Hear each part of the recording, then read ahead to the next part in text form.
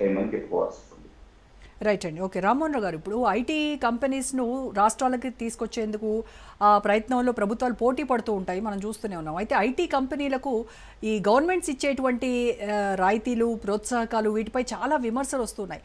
ముఖ్యంగా వీటిలో చూస్తే భూ కేటాయింపులు కావచ్చు, పన్ను రాయితీలు, ఇవన్నీ కూడా మనకు కనబడుతూ ఉంటాయి. అయితే ఇంటర్నేషనల్ టెక్ దిగ్గజాలు ఎవరైతే ఉన్నారో ఇవి సొంతంగా తమ ఆర్థిక వనరులతో సమకూర్చుకోలేవంటారా?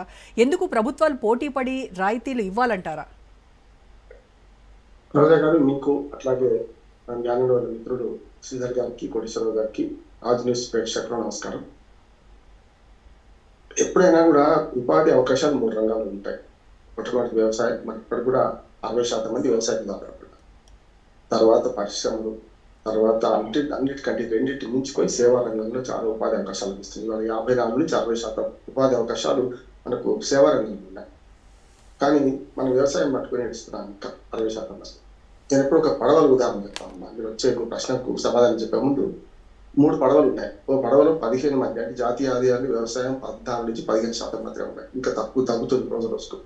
15 మంది పట్టే పడవలో 60 మంది ప్రయాణం చేస్తున్నారు. ఏమైతే మునిగిపోయే పడవది కాదు.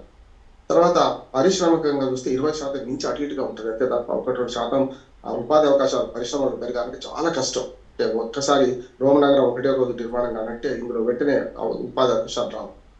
ఏమున్నా మనకు సర్వీస్ రంగం, ఇవాళ గిగ్ వర్కర్స్ పెట్టిన సందర్భంగా చూస్తుంటే అన్ని సాఫ్ట్వేర్ ఉత్పత్తులు కానీ కూడా సర్వీస్ రంగానికి తీసుకోవాలి. ఎందుకంటే ఉత్పత్తులు కంటికి కనపడవు. మరి సాఫ్ట్వేర్ రంగంలో శ్రీధర్ గారికి బాగా తెలుసు నాకు. ఎందుకంటే మన ఉత్పత్తులు కంటికి కనపడవు కానీ కంప్యూటర్లో రవాణా ఉంటాయి. కానీ ఈ 3 రంగాలు ఉంటే ఇవాళ మీరన్న కాంపిటేటివ్ స్పిరిట్ ఏదైతే ఉందో, వైరములు వాణిజ్యం అంది అని ఒక సామెత ఉంది మనకు. గుజరాత్ అప్పారావు గారు అంటారు, పూలు స్పర్ధలు విద్యల విద్య, వైరములు వాణిజ్యం విద్య. వైరాలు వాణిజ్యంలో వైరాలు ఉంటాయి. అందుకని చూడండి, మొన్నటికి మన గూగుల్ మనకు సెంటర్ ఇక్కడ హైదరాబాద్ విశాఖపట్నం వచ్చే క్రమంలో మన కర్ణాటక మంత్రులు మన మీద అవాకు పేరు చూశాను కదా. మాది ఏదో ఎత్తుకపోయింది, మీరు మొత్తం అంతా వాస్తి ఎత్తుకపోయినట్టు మాట్లాడుతున్నారు. గతంలో కూడా జరిగింది. చంద్రబాబు నాయుడు గారు ముఖ్యమంత్రిగా ఉన్నప్పుడు అప్పుడు మన ఐఎస్పీ ఇండియన్ బిజినెస్ స్కూల్ రావడానికి, ఇండియన్ స్కూల్ ఆఫ్ బిజినెస్ రావడానికి చాలా కష్టపడాల్సి వస్తుంది. అనుకోకుండా ఆగి టిఫిన్ చేసుకోమంటే, బ్రేక్ఫాస్ట్ రమ్మంటే వాళ్ళు ఇక్కడే తిష్టవేసి బెంగళూరు పోకుండా ఇక్కడనే చేసిన సందర్భం చూసాం. కాబట్టి ఒక పార్టీ పక్కన పెడదాం. కానీ చంద్రబాబు నాయుడు చేసిన కృషి వల్ల ఆనాడు ఐఎస్పీ వచ్చింది. తర్వాత ఇంతకుముందు శ్రీధర్ గారు చెప్పినట్టు మనకు హైటెక్ సిటీ వచ్చిన తర్వాత 25 ఏళ్ళకి వాళ్ళు ఫలితాలు అనుభవిస్తున్నాం. బెంగళూరుకి ఇంకా ఇక్కడ తీయడానికి పోటీ హైదరాబాద్ కాదు. ఇంకా బెంగళూరులో నేను చాలాసార్లు బెంగళూరులో నిరంతరం ఉంటాను. బెంగళూరులో మీరు చూస్తే ఇప్పటికీ ఆ బెంగళూరులో ఒక పెద్ద లోపం ఏంటంటే ట్రాఫిక్. విస్తరణకు చాలా అవకాశాలు ఉన్నాయి. ట్రాఫిక్ సమస్యలతో బెంగళూరు కంటే హైదరాబాద్ బెటర్ అనుకుంటున్నారు. కానీ హైదరాబాద్ వచ్చే కంపెనీస్ జరుగుతున్నాయి. సముద్రం ఒక అడ్డంకి, చెన్నైకి సముద్రం ఒక అడ్డంకి ఉన్నది. విశాఖపట్నం కూడా ప్రపంచంలో అత్యంత వేగంగా పెరుగుతున్నాయి. కనుక విశాఖపట్నంలో వీళ్ళు గూగుల్ హబ్ రావడం కానీ, అట్లాగే ఇంకా గూగుల్ డెవలప్మెంట్ సెంటర్ రావాలని కోరుకుంటాం. ఇది జరుగుతుంది. ఈ మొత్తం ఈ సినారియోలో జరుగుతుంది ఏంటంటే, రాష్ట్రాల మధ్య పోటీ ఉన్నది. పూణే, బాంబే, తర్వాత మన బెంగళూరు, హైదరాబాద్, చెన్నై. ఇటు చూసుకుంటే దక్షిణ భారతదేశంలో గతంలో దక్షిణ భారతదేశం మ్యాప్ వేస్తే మహారాష్ట్ర కూడా కలుపుకునేవాళ్ళని. మహారాష్ట్ర కలిపితే పశ్చిమ భారతదేశంలో పోయింది. అట్లా చూసుకుంటే ఈ 5-6 సెంటర్లలో అద్భుతమైన అవకాశాలు ఉన్నాయి. కానీ అద్భుతమైన అవకాశాలు ఉంటాయి కానీ మీరన్న లోపం స్పష్టంగా పడుతున్నారు. ఇవాళ 99 పైసలకి ఎకరం, రూపాయికి ఎకరం ఎందుకు ఇవ్వాలంటున్నాడు అంటే ప్రజల నోరు కొట్టి, ఒక రకంగా చెప్పాలంటే రైతుల తలల మీద దెబ్బలు వేసి, రైతులను మోసం చేసి, రైతులను దగా చేసి భూములు సేకరించడం, అప్పటికే వీళ్ళకి కట్ట పెట్టామంటున్నాడు. మీరు అన్నది కరెక్ట్. నా ఉద్దేశం కార్పొరేట్ సంస్థలు మార్కెట్ రేట్ ఎందుకు అంటే ప్రభుత్వమే ఒక పెద్ద రియల్ ఎస్టేట్ వ్యాపారిగా మారింది. ఇప్పుడు కాదు, సత్యవేడి సజ్జనాల్లో మేము పెద్ద ఎత్తున ఉద్యమం చేసాం. సత్యవేడి సజ్జనాలు జరిగింది ఏంటి, వాళ్ళకి ఇస్తున్న 3 లక్షల రూపాయలకి ఎకరం ఇస్తా అన్నారు. నేనేమన్నాను, వెంటనే 3 లక్షల పక్కన కనీసం 1/2 ఎకరం దొరుకుతున్నాయి. 3 లక్షలకి ఎకరం ప్రభుత్వం తీసుకుంటే, కేసులు వేసి 6 నెలల తర్వాత చూసుకుంటే 3 పోయి 13 లక్షలకి ఎకరం అయింది అక్కడ. మీరు చూడండి, తెలంగాణలో కూడా ఇటు పక్కన పోలేపల్లి మనకు షెడ్యూల్, ఇవన్నీ షెడ్యూల్ ఒక పెద్ద కార్పొరేట్ సంస్థలుగా వేరే ఏమంటారు దాన్ని ఒక రాజ్యాలుగా చెలామవుతున్నాయి. షెడ్యూల్ విషయంలో చాలా ప్రత్యేక హక్కులు ఉన్నాయి. ఇవన్నీ ప్రభుత్వం ఏం చేస్తుంది, తక్కువ ధరకు ప్రజలను మోసం చేసి, ముఖ్యంగా రైతులను ఎత్తికొట్టి భూములను సేకరించి అయితే అమ్ముకుంటున్నారు. కోట్ల రూపాయలు, 177 కోట్లు, 200 కోట్లకు అమ్మేసుకుంటారు. ఇవన్నీ ప్రజల కష్టానికి పెట్టాం కదా. నవదేవుని అనుచిత లాభాల కిందికి వస్తాయి అంటున్నాడు. ప్రభుత్వం కూడా రైతులను ఎత్తికొట్టి తీసుకున్న భూములకు ఇవాళ 200 కోట్లు వస్తున్నాయంటే ఒకనాడు 2 రూపాయలు ఇవ్వకుండా కూడా ఆ భూములు తీసుకున్నారు కదా. అందుకని సమస్య ఇక్కడ వస్తుంది, ప్రజా ఉద్యమాలు ఇక్కడికి వస్తాయి. సార్ అలాగే ఈ ఐటీ కంపెనీస్ కు భూములు కేటాయించేటువంటి విధానం ఏదైతే ఉందో అది కూడా పారదర్శకంగా ఎంతవరకు ఉంటుందంటారు?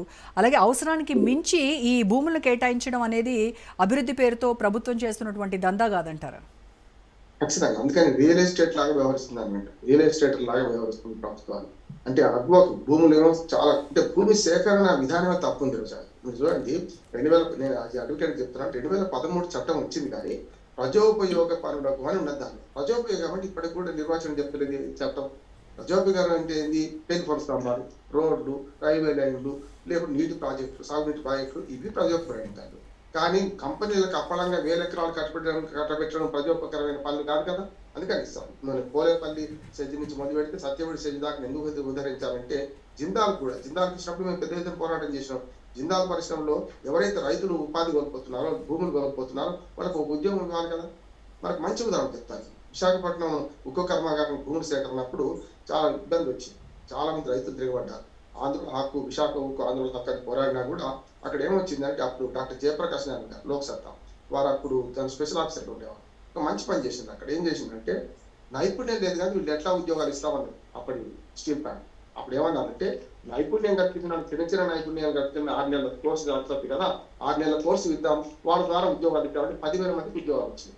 అంటే నేనేమంటాను, మనకుంటే మార్గం ఉంటుంది. 2 తప్పులు చేస్తుంది ప్రభుత్వం. ఒకటేమో చాలా చౌకగా భూములు సేకరించడం రైతులకు ఇచ్చింది. ఇప్పటికి కూడా మార్కెట్ విలువ ప్రకారం భూముల రేట్ కట్టాలంటే 2013 చట్టం మంచి అద్భుతమైంది.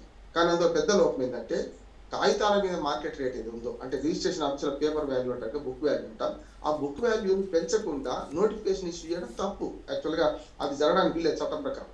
మీరు ఒక నోటిఫికేషన్ ఇస్తే, అంటే ల్యాండ్ అక్విజిషన్ నోటిఫికేషన్ ఇస్తే దానికన్నా ముందు కానీ ఆ రోజు కానీ 6 నెలల ముందు భూముల విలువను సవరించాలి. ప్రభుత్వం రియల్ ఎస్టేట్ గా మారినాక సవరిస్తుందా?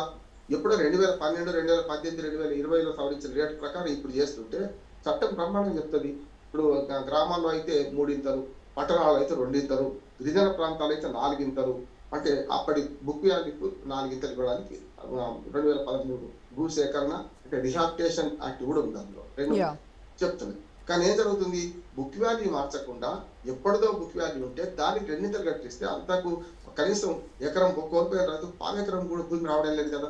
నేను ఎప్పుడు అడ్వకేట్ గా కొందరు కేసులు నాయకు వస్తుంటారు, అయ్యా మీరు ఇచ్చినంత తీసుకోండి, కొట్లాడతాం, కానీ తీసుకొని వెంటనే భూమి కొనుక్కోండి పక్కన మీకు వస్తుంది. సత్యమైన పెరిగింది అదే, మేము కొనిపిస్తే వెంటనే కనీసం ఎకరం కోల్పోతే 1/2 ఎకరం భూమి అని వచ్చింది.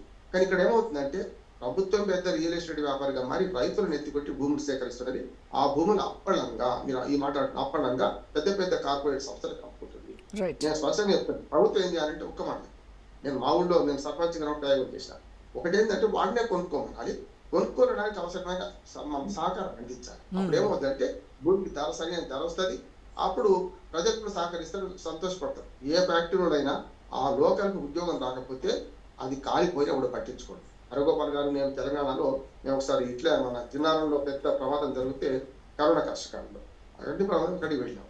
వెళ్తే అక్కడ వాళ్ళ కంప్లైంట్ ఏంటంటే పక్కవాడు ఒక్కడు రాలేదండి, ఇంత ప్రమాదం జరుగుతుండే నీళ్లు పోయడానికి ఎందుకు వస్తారు అని అడిగారు. అంటే ఎక్కడో వచ్చి ఇక్కడ ఫ్యాక్టరీ పెట్టుకొని పక్క వాడిని కూడా వాచ్మెన్ ఉద్యోగం తీసుకోకపోతే ఆ ఫ్యాక్టరీ ఉంటేది పోతే చచ్చిపోతుంది అని అనుకుంటాడు కదా, కాకపోతుంది అనుకుంటాడు కదా. అదే జరుగుతుంది. లోకల్స్ ఉద్యోగాలు వచ్చి ఒకటేమాట స్థానికులకు ఉద్యోగాలు వచ్చి అందులో ఉపాధి కల్పిస్తే అప్పుడు ఏమైందంటే రైతులు కానీ వాళ్ళని సహకరిస్తారు. భూమి సేకరణకి పెద్ద కుంభకోణం. ఈ ఏదైతే rehabilitation and land acquisition act ను పూర్తిగా మార్చాలి. ఎప్పుడైతే మార్చినట్టు ఉన్న యాక్ట్ అమలు చేస్తే చాలు. ఎప్పుడైతే ధరలు పెరిగే క్రమంలో 4 ఇంతలు ఇచ్చినా 3 ఇంతలు ఇచ్చినా మార్కెట్ రేటును అనుసరించి ఇవ్వాలి. మార్కెట్ అనుసరించి ఇచ్చినప్పుడు మాత్రమే న్యాయం జరిగితే సంతోషంగా భూములు ఇవ్వడానికి ముందు రావాలి వాళ్ళు. కానీ ఏడ్చుకుంటూ కన్నీళ్లతో రైతు ఏడ్చిన రాజ్యం, ఎద్దేడ్చిన వ్యవసాయం బాగుపడదట. అదే జరుగుతుంది. రైట్ అండి. కోటేశ్వర గారు, ఇక్కడ ఏదో పోటీ